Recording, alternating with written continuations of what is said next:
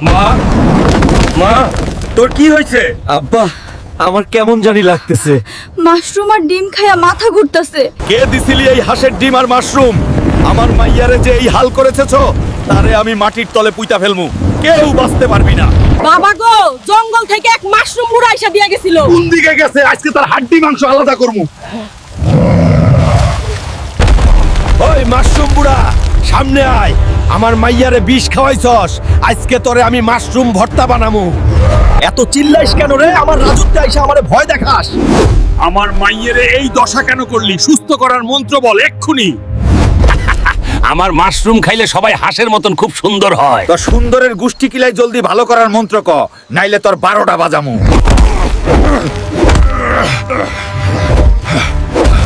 আর মারিস না, এই নে নীল মাশরুম। এইটা ছোয়াইলেই তোর মাইয়া ভালো হবে। কেমন লাগলো? শুকায় এত কাঠ হয়ে গেলি, তোরে বাঁচানোর জন্য কেউ কমেন্টও করবে না।